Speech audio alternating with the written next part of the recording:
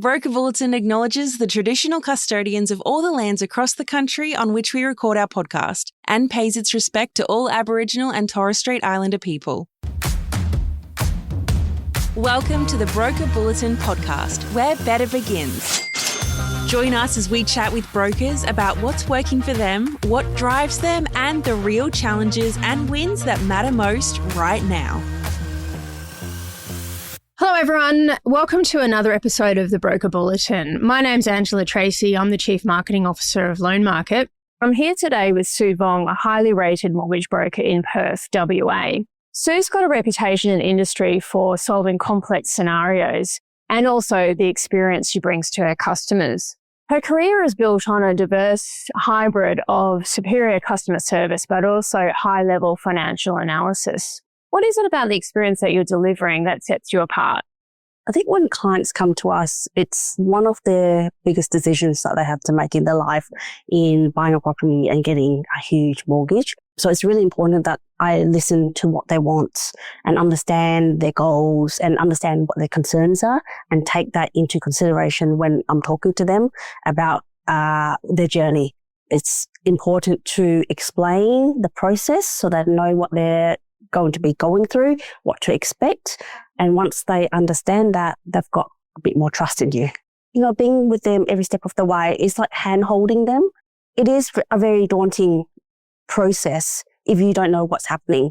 So even if it's just a phone call to, you know, when I call them when their loan's approved or when their loan's even just been conditionally approved, I go and tell them, yep, it's been conditionally approved. This is what happens next.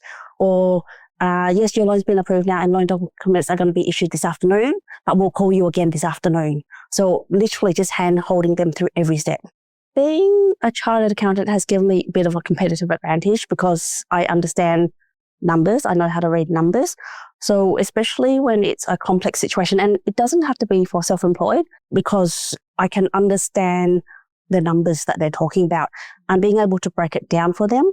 We do have a lot of self-employed clients, and when they come to us, they've already been told no by other people. And a lot of the comments that I hear from them is, I'm self-employed, it's complex, like banks don't understand me.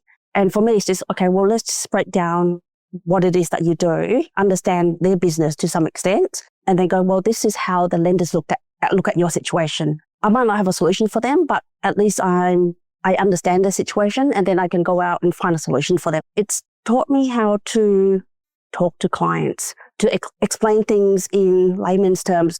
Don't use jargon. Don't use people, you know, when clients come to you, they're not mortgage brokers. They're not accountants. They're not real estate agents. They're a lot of them first home buyers buying their first home, mum and dad wanting to buy an investment property, and they just don't understand what's happening. They just need it broken down for them. Trust is often built when things go wrong. How do you handle difficult situations when a loan doesn't get approved for various reasons? How do you hold the trust of the client and ensure a great outcome? When things go wrong, I think don't hide. Just be open and be truthful and be honest and communicate. Just tell the clients clearly what's gone wrong. Don't use jargon. Don't use lending terms because they don't understand that. Make them understand what's going on. A lot of times when something goes wrong, they take it personally. They think it's something to do with them, and it's not. It's just purely lending policy. So explain to them what's gone wrong and then find a solution, offer a solution. Sometimes, and it always happens to the most straightforward deals when you think it's a straightforward deal and you think nothing will go wrong and something does go wrong. But again, it's just like it comes down to lending policy and explaining to them, this has gone wrong because of X and we have a solution for that. Because X Bank won't do this, however, X Bank will do this. It's just problem solving. Working with Ray White, it's really showcasing the whole concept of we bring the whole team, showcasing the breadth of expertise within the Ray White group. How does working with Ray White, Whiteman and Associates help you? And also, how do you help them get more appraisals and listings? We've been working with Ray White for about 10 years now, and we work in the same office, in the same location, so our clientele is quite similar. A lot of the time when clients come to see me, they want to make a big financial decision in terms of selling their house or buying a house. They've already trust me. So because they trust me, they're happy for me to refer on to someone within my network to help them sell their house. So it's a best opportunity to refer a lead that's warm.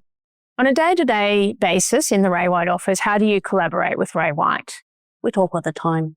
I'm part of the team. So I go to their sales meeting. I understand what's in the marketplace. It helps me convey what's happening in the marketplace to my clients as well. I give them updates on what's going on with lenders.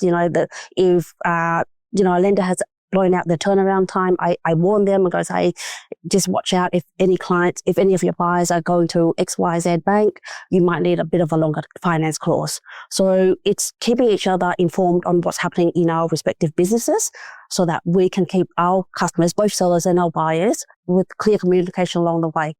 How important has it been to you, to your success, working with such a successful Ray White office? Working with the Ray White Group has been quite instrumental in my growth in two folds. One is when I started as a broker, I didn't know anything about real estate. I mean, I know I'm a mortgage broker, but real estate comes hand in hand. So understanding their process in buying and selling, understanding their terminology has helped me communicate that to my clients when they go through their own journey. On second hand is like when I started as a mortgage broker, my only referral source was family and friends.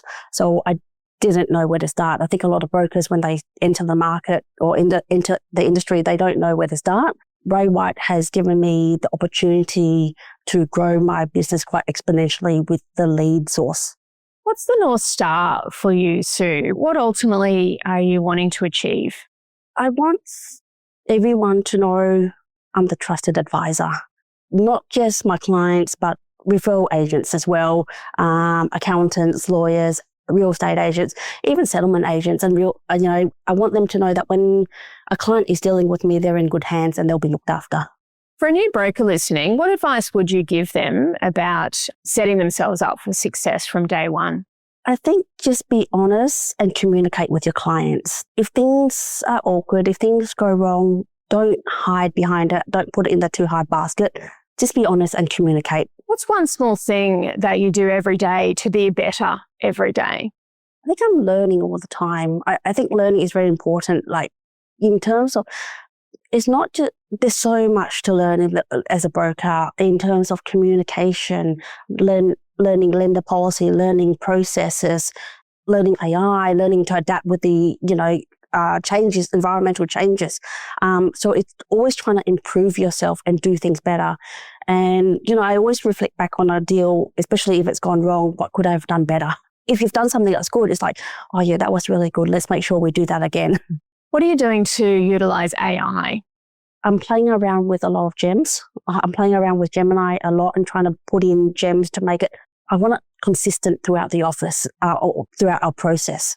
Do you have an example of when you've turned an uncomfortable situation with a lender where things aren't going to go the way that the customer wants to a positive outcome by working with you? I suppose I've got one on which I've just gotten approved recently, self-employed clients, where they had to debt consolidate, but the banks didn't understand their financials and basically said they weren't able to do what they wanted to do to debt consolidate and just improve their cash flow. We had to find alternative means to help them out. But by doing so, we've effectively reduced their cash flow by half. And they were at the brink of about to sell their house.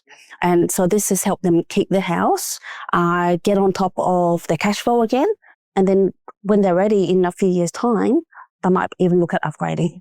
In your opinion, Sue, why do you think it's beneficial for a customer to use a loan market broker as opposed to any other broker? Using a broker like myself, especially because I've got the chartered accountancy background, I'm able to structure loans that will best suit my client's goals.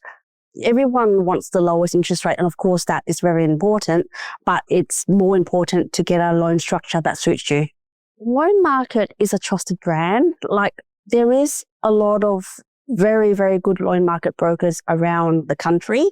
I would use a loan market broker myself because I know I'm dealing with high quality. That's it for us today. And until the next episode, enjoy.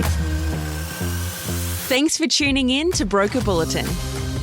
We would hate for you to miss an episode. Subscribe to Broker Bulletin in your favourite podcast app.